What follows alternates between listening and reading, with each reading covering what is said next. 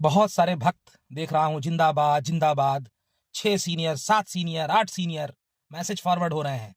भैया पहली सुनवाई पर 3 सीनियर आए थे, ठीक है, और 2 जो थे वो सीनियर एडवोकेट जो थे वो 3 लाख रुपए से कम की फीस वाले सीनियर थे। तो बहुत ज्यादा महिमा मंडन करके याचियों को भी ठगने का प्रयास नहीं करना है और बहुत ज्यादा क्रिटिसाइज करके मोनोपोली भी स्थापित करने का प्रयास नहीं करना है। ये जो भक्त लोग मैसेज फॉरवर्ड कर रहे हैं बिना पढ़े, बिना तर्क के, बिना किसी साक्ष्य के, ये एक भी बात मानने योग्य नहीं है। तो वहां हम लोग गए हैं, किस लिए गए हैं वहां हम लोग गए हैं trampling of fundamental rights of unreserve candidate को रोकने। वहां हम लोग गए हैं लेजिटिमेट लिमिट्स को डिफाइन करवाने। वहां हम लोग गए हैं adequate representation versus proportional representation को दिखवाने। वहां हम लोग गए हैं मेरिट को दिखवाने। वहां हम लोग गए हैं ओपन कंपटीशन को डिफाइन करने। वहां हम लोग गए हैं माइग्रेशन को रुकवाने। वहां हम लोग गए हैं डिस्ट्रिक्ट एलोकेशन की जो खामियां हैं उनको दूर करवाने। वहां हम लोग गए हैं अपनी नौकरी बचाने। वहां हम लोग गए हैं लॉ ऑफ प्रोपोर्शन को रीड करवाने। वहां हम लोग गए हैं स्टैट्यूटरी इंटरप्रिटेशन ऑफ गवर्नमेंट क्या है वो दिखवाने। हम लोग यहाँ क्या कर रहे हैं, इस टीम के 7 वकील, इस टीम के 8 वकील, इस टीम के 9 वकील, अगर हम लोग ये काम करेंगे तो इक्विटी पर नौकरी केवल बचेगी 142 में। रिजर्वेशन जिसके लिए लड़ने गए हो, टीटी को शुरू से छोड़ते आए, जिस टीम के साथ लगे रहे, वहां के एओआर साहब ने साफ साफ 20 बार कहा कि हम टीटी नहीं जीत पाएंगे, पहले ही हारे बैठे हैं। हमारी आने वाली पीढ़ियां हमें क्या कहेंगी कि टीटी लड़ने गए थे 69,000 वाले हरवा दिए, और अन्य स्टेट्स में देखो टीटी में जो लोग कंसेशन लेते हैं वो अपनी अपनी कैटेगरी में ट्रीट होते हैं। क्या कहेंगे वहां? इस पर किसी का ध्यान नहीं है। मेरिट पर कैसे बहस करनी है किसी का ध्यान नहीं है। सिंगल बेंच डबल बेंच में जो कमियां रह गई, जो प्रश्न पूछे गए उनके सही उत्तर नहीं दिए गए। यदि दिए गए होते तो सिंगल भी आप हारे थे, डबल भी आप हारे थे। ये भी भ्रांति है कि सिंगल जीते थे, सिंगल और बुरी तरह हारे थे। जिन लोगों को जानना हो कैसे और बुरी तरह हारे थे, उन लोगों ने बात की है, उनको मैंने सेटिस्फाई किया है। और क्रिटिकली मैं बता रहा हूं, एक एक पॉइंट के साथ जस्टिफाई करूंगा कि हाँ सिंगल बेंच में हम और बुरी तरह हारे थे। केवल एक गौरव प्रधान का जजमेंट, जहां से आपको लिबर्टी सरकार को दे रही थी कोर्ट कि इनको कैसे भी एडजस्ट कर लेना, भीख दे देना।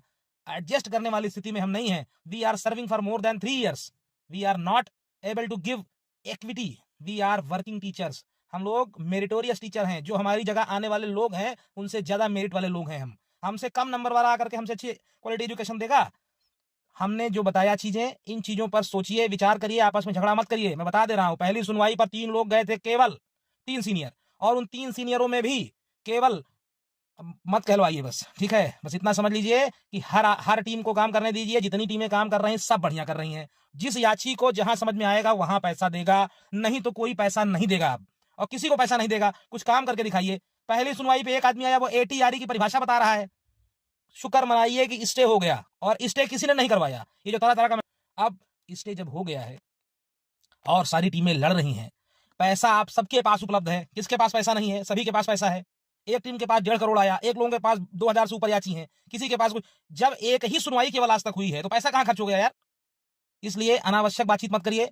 10 साल के लिए रिजर्वेशन की व्यवस्था इस देश के अंदर लागू हुई थी, 70 साल से ज्यादा हो गए हैं, रिजर्वेशन बढ़ता ही जा रहा है। जिस स्टेट में देखिए चुनाव है वहां पर जातिगत जनगणना कराएंगे, 50% की सीलिंग को ब्रेक करेंगे। जहां रिजर्वेशन को हम कैटेगराइज करेंगे और इंप्रूव करेंगे और एम्फेसाइज करेंगे। क्यों करेंगे भाई? सुप्रीम कोर्ट में हर सिटीजन को राइट है। आर्टिकल 14 में से हमें भी समानता का अधिकार है। आर्टिकल 16(1) एंड 16(4) को डिस्टिंग्विश करने का हमें भी राइट है। हम भी डिस्टिंग्विश को करवाएंगे, डिफरेंशिएट करवाएंगे। अफर्मेटिव एक्शंस तो ठीक हैं, लेकिन डिस्ट्रक्टिव अफर्मेटिव एक्शंस नहीं चल पाएंगे। आप लोग जो भी डिस्क्रिमिनेशन करवा रहे हैं स्टेट के स्तर से, ये सब हम लोगों की गलती है। इसी तरह 50 लोग आपस में लड़ते हैं, मैं हट गया, मेरी वजह से कुछ लोग परेशान थे, मैं हट गया, मैं हट भी गया। अब मैं अपना काम इंडिपेंडेंट रूप से कर रहा हूं। मैं लोगों को मोटिवेट करूंगा, उनको सही बात बताऊंगा, कोई रोक नहीं सकता है। Nobody can stop me. और अगर मुझे लगेगा तो हम 10, 20, 50 लोग अपना पैसा लगा के चले जाएंगे लड़ने, ये भी जान लेना। और बता दे रहे हैं एक बात, जितना पैसा सब लोग लिए हैं, अगर ये सोच रहे हैं कि कोई खा जाएगा तो कोई खा नहीं पाएगा, जान लीजिएगा। बहुत अल्टर आदमी हूं मैं। कम से कम 20 से 30 लोगों को इकट्ठा अभी एक टीम बना देंगे, और सब जो है ना एक दूसरे का यही इंक्वायरी करेंगे किसके पास कितना पैसा भी आया बैंक खातों में, और सबका आधार पैन सब निकलवा सब दिखवाते हैं, समझ में आएगा। तो पैसा सबके पास है। एक आध सुनवाई पर अपीयर होकर के अपनी दमदारी पहले दिखाइए। आपका वकील कम से कम आकर के 10 बात बोले। एटीआरई की परिभाषा बता करके स्टे लेने से काम नहीं चलेगा। वहां आकर के मेरिट पर बात करे। अगर सुनाई पड़ा कि वही डबल बेंच वाले तर्क हैं पुराने, कुछ नया ऐड नहीं हुआ है, वहां डबल बेंच में ओपन कंपटीशन की परिभाषा नहीं बता पाए लोग, वहां से मुकदमा हार गए। अब देखिए पैरा नंबर 56 डबल बेंच का, ओपन कंपटीशन की परिभाषा नहीं बता पाए लोग, क्या होती है।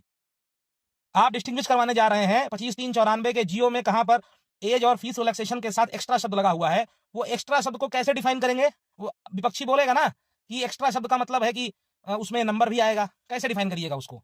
डिफाइन करने कोई व्यवस्था इंतजाम कुछ है? कुछ नहीं है। वो तो कह देगा आर्टिकल 335 के अंदर जो है हमको राइट भी है SC STs को कंसेशन देने का, OBC के बारे में कहीं मना नहीं किया गया है। ये सारी बातें जो सिंगल बेंच डबल बेंच में छूट गई चर्चा से, उन पर क्या तैयारी की है? कभी उसके बारे में बोलोगे? कोई वीडियो बनाओगे? कोई कुछ जानकारी दोगे? इतनी सारी डॉक्ट्रिन है, उसके बारे में कुछ बोलोगे? कुछ याचियों को जानकारी दोगे? कुछ बताओगे? भैया केवल पैसा वसूलने के लिए 4 लौंडे 5 लौंडे लगा दिए हैं, वो साले सब दिन भर मैसेज फॉरवर्ड करना इधर से उधर करते रहते हैं।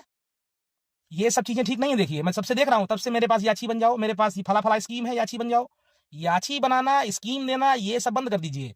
ये सब सोसाइटिकल मामला है, सोसाइटी माफ नहीं करेगी, समझ लीजिए आप लोगों को। ये मुकदमा पहले वाला नहीं है 60-65 वाला, ये मुकदमा डिफरेंट है।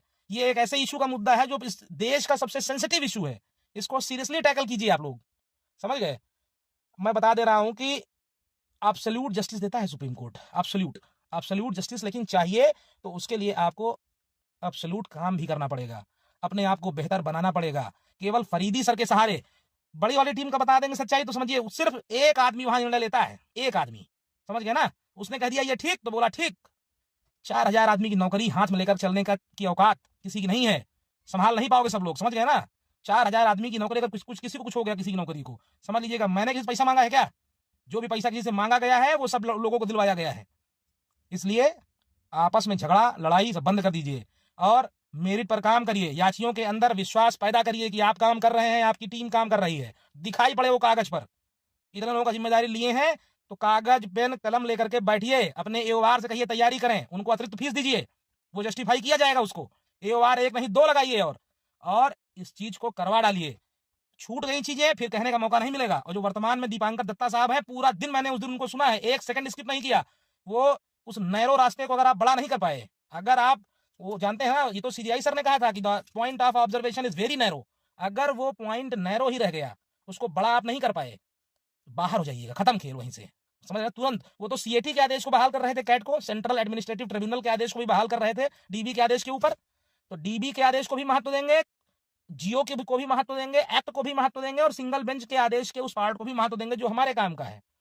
सब चीजों को बहुत सीरियसली लीजिए, पैसे के चक्कर में ना पड़िए। फिर कह रहा हूं, पैसा सफिशिएंट इस समाज ने आपको दे दिया है, लड़ने के लिए इतना पैसा दे दिया है कि अगली 3 सुनवाई तक कम नहीं पड़ेगा अगर जिम्मेदारी से लड़ोगे। लेकिन आपस में लड़ोगे तो जान लीजिए बहुत ठीक नहीं होगा अब, क्योंकि बहुत दिनों से ये बदमाशियां देखी जा रही हैं। अलग अलग जिलों के लोग जो जिनका कोई सेंस नहीं है, जिनको कुछ नहीं मालूम है, जिन्होंने ABCD नहीं पढ़ा, अभी मैं पूछूंगा कि डबल बेंच के किस लाइन में लिखा था कि मुकदमा चैलेंज कर दो, जाके कहां से बाहर हो रहे थे बताओ? नहीं मालूम है। वो 31 मार्च का लाइन पढ़ के बताते हैं, 31 मार्च को बाहर हो रहे थे। कोई एक्सरसाइज हुई थी क्या बाहर हो रहे थे? मुकदमा लेके गए हो वहां आरक्षण जिताने, इसीलिए साथ गए, आरक्षण जिता के ही आना है। और जितने भी लोग गए हैं सबको आरक्षण पर अगर आप गए हैं, माइग्रेशन को हराइए, डिस्ट्रिक्ट एलोकेशन की व्यवस्था को इंप्रूव करवाइए, रमेश राम को लागू करवाइए और वहां से सबकी नौकरी और सबकी डिग्निटी को बचा करके लाइए। ये चेतावनी भी है और एक बात समझ लीजिए कि ये पूरे समाज की मांग भी है। न तो आपका समाज आपको माफ करेगा और ना आप खुद को माफ कर पाइएगा, और हम लोग भी भाई साहब ऐसे नहीं छोड़ देंगे, एकदम क्लियर जान लो। ना हम लोगों ने किसी से पैसा लिया है और ना हम किसी के लिए काम करते हैं। हम अपनी नौकरी के लिए शुरू से काम कर रहे थे, हम अपने समाज के लिए काम कर रहे थे और करेंगे। और उस तरह के नेता नपेता नहीं है जा करके वहां जयकारा लगवाएंगे अपना। अच्छी लगे बात चाहे बुरी लगे, काम करिए तब पैसा मिलेगा। एक आख सुनवाई में अपना दमदारी दिखाइए खड़े होकर के कि हाँ हम दमदार हैं, हमारा वकील आ रहा है और वकील हमारा बोलेगा। और जिस दिन आपका वकील बोलेगा 4 लाइन, पैसा हाथ जोड़ करके एक एक आदमी से मांगेंगे, जिस तरह आज ये वीडियो बना रहे हैं, हाथ जोड़ करके मांगेंगे, ठीक है? प्रोपोर्शनल रिप्रेजेंटेशन को बहाल नहीं होने दीजिएगा, एडिक्वेट रिप्रेजेंटेशन ही बना रहना चाहिए, ठीक है? सभी साथी इस वीडियो को ध्यान से सुन लें, अपना विचार बना लें कि किसी को भी एक चवन्नी अभी नहीं देनी है। फर्दर जब तक 1-2 सुनवाइयों तक इन लोगों के पास पैसा उपलब्ध है, ये मैं आपको बता दूंगा पैसा कब खत्म हो गया, क्योंकि कितना पैसा आया और कितना खर्च हुआ ये लगभग सभी टीमों का ब्यौरा मेरे पास उपलब्ध है। परेशान ना होइए, आपसे मैं पैसा नहीं मांगने जा रहा हूं, परेशान एकदम ना हो। इन लोगों को काम करने दीजिए। अगर ये पैसे, लक्ष्मी और सरस्वती साथ नहीं आती, जानते हैं ना, लक्ष्मी जी और सरस्वती जी साथ नहीं आती, इसलिए लक्ष्मी जी को कुछ दिन के लिए प्रणाम करके किनारे बिठा दीजिए, सरस्वती जी का साथ पकड़ लीजिए और भंडार आप मुकदमा जितवाएंगे। आपकी पढ़ाई, आपकी तैयारी, आपकी ब्रीफिंग, आपका जो इंटरप्रिटेशन, आपका एक्शन ही आपको जितवाएगा। धन्यवाद।